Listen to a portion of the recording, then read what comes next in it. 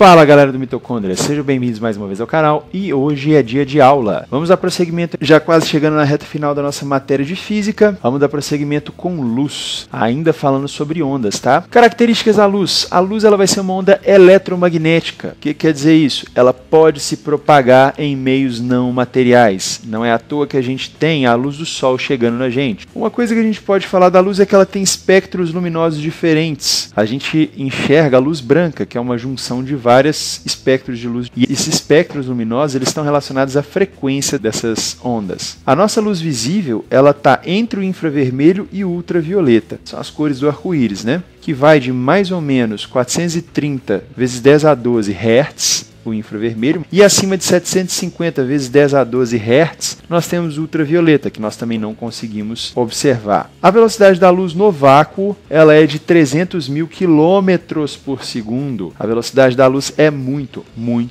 rápida. Imagina que a cada segundo você viajou 300 mil quilômetros. Se a gente pensar que, por exemplo, de Belo Horizonte a Bahia vai dar mais ou menos 2.000 quilômetros, imagina isso multiplicado aí por 15 vezes em um segundo. É muita coisa. Quando a luz se propaga, ela pode se propagar por alguns meios diferentes. E dentre esses meios de propagação, nós temos transparentes, translúcidos e opacos. Nesses meios ópticos transparentes vão ser aqueles que a luz vai percorrer trajetórias muito bem definidas. Elas praticamente não vão sofrer alterações. São aqueles que a gente consegue ver muito bem através deles. O único meio que a gente pode considerar totalmente transparente é o vácuo, que não tem nenhum tipo de matéria atrapalhando a passagem da luz. E tem outros também que podem ser considerados meios transparentes quando eles vão estar em espessuras menores. Se for espessura muito grande, você não enxerga através. Temos como exemplo de meio transparentes o vidro.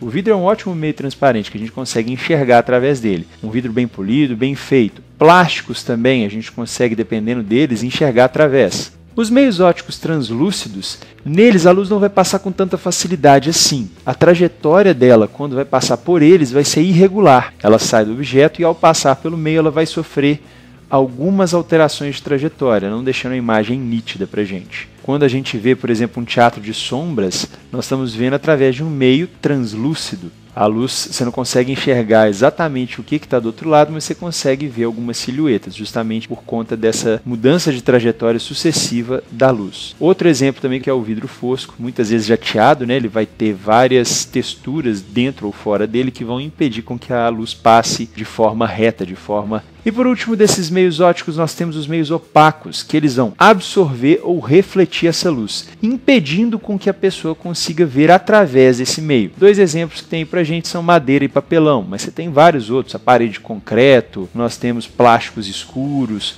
que você não consegue enxergar o que está do outro lado. Você sabe que tem uma casa porque você está vendo o telhado ali acima do muro, mas você não consegue enxergar a porta, que cor que é a parede. Quais são os princípios de propagação da luz, já que a gente falou que ele sofre algumas alterações no meio do caminho? Primeira coisa que a gente pode falar de propagação de luz é que ela sempre vai propagar em linha reta. A luz não faz curva, tanto que a gente tem projeção de sombra, né? Se fizesse curva não tinha projeção de sombra. Outra coisa, a trajetória de um feixe de luz não atrapalha outros feixes de luz. Se eu ligar uma lanterna dentro do quarto, eu não vou ter interferência da luz da lanterna na luz do quarto. E se eu reverter o sentido de propagação dos raios, se ele estiver indo da esquerda para a direita, por exemplo, e eu colocar um espelho e ele começar a voltar, a trajetória dele não se altera, ele vai continuar em linha reta, sempre.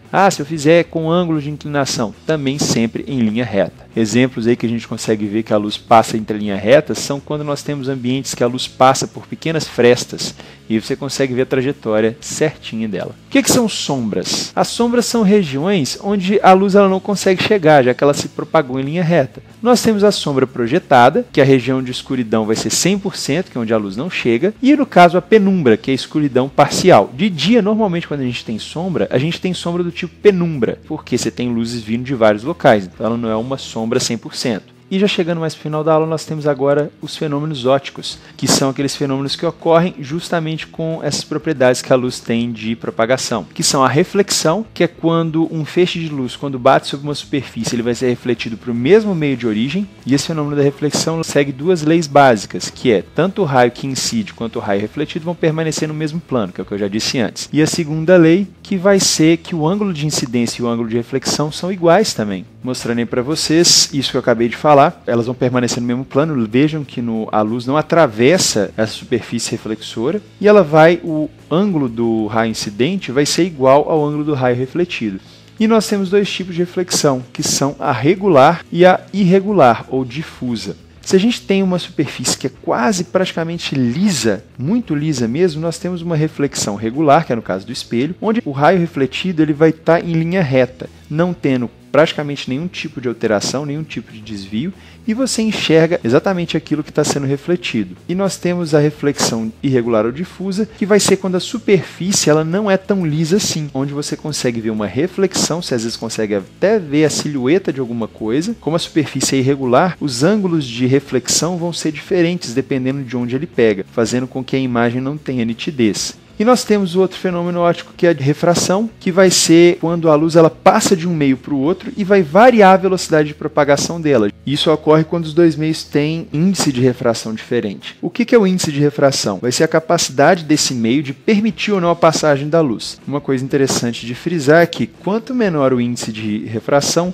maior o desvio sofrido pela luz, ou seja, menos esse meio permite a passagem dela, fazendo com que essa luz esteja completamente desviada. Funciona mais ou menos dessa forma na água, quando uma pessoa vai pescar. Como nós temos essa mudança de velocidade, no ar vai ser mais rápido a luz do que na água, por isso que ela desce aí, como vocês estão vendo, a trajetória, ela muda a trajetória, nós vamos ter uma imagem diferenciada da realidade. Vocês já notaram que quando vocês olham para o fundo da piscina, ela parece bem mais próxima e bem diferente de quando você entra e coloca a cabeça lá para dentro? É justamente por causa disso. Então, no caso desse cara que está pescando esse peixe aí, a imagem que ele está vendo é aquela ali da linha pontilhada vermelha, mas na verdade o peixe está um pouco mais abaixo. Outro exemplo que nós temos de fenômeno óptico é a dispersão, que ela vai ser um resultado direto da refração, então ela não está tão longe assim da refração não. O que acontece é que muitas vezes, como a luz branca ela vai ser uma junção de vários feixes luminosos de frequências diferentes, nós vamos conseguir separá-las dependendo do meio que a gente passa. E aí nós temos um processo que a gente chama de decomposição de cores. É o que ocorre, por exemplo, num prisma, quando você tem duas refrações sucessivas, e aí você tem essa decomposição nas várias cores que a gente enxerga.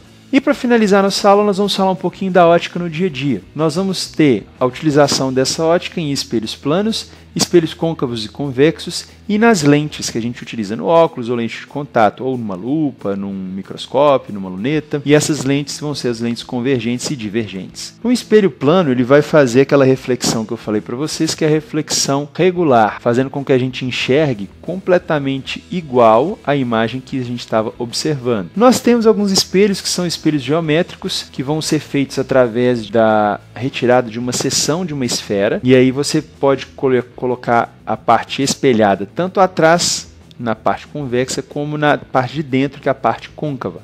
Espelhos côncavos a gente não utiliza muito no dia a dia, mas a gente utiliza muito espelhos convexos, que é o caso desses espelhos que ampliam a visão. O espelho retrovisor, aquele espelho que tem no fundo do ônibus, perto da porta, que eles vão ampliar a linha de visão da pessoa um pouco mais, já que essa reflexão vai pegar luz vindo de mais pontos diferentes. E essa imagem, consequentemente, vai ser uma imagem que vai ficar menor do que a real. Por isso que quando você tem o espelho retrovisor do seu carro, ele diz assim, cuidado que a imagem que você vê, ela aparenta menor do que a realidade. O indivíduo está mais perto ali no caso do trânsito do que você imagina. E as lentes que nós temos, as convergentes, que elas vão pegar os raios luminosos e concentrar num ponto só. É o caso da lente da lupa, que inclusive a gente pode utilizar para acender fogo. Olha que legal. Como você concentra todos os raios de energia num ponto só, você aumenta o calor daquela região. E serve também em algumas lentes nossas de óculos. E a lente divergente, que vai ser aquela lente que vai espalhar esses raios luminosos, fazendo eles se afastarem.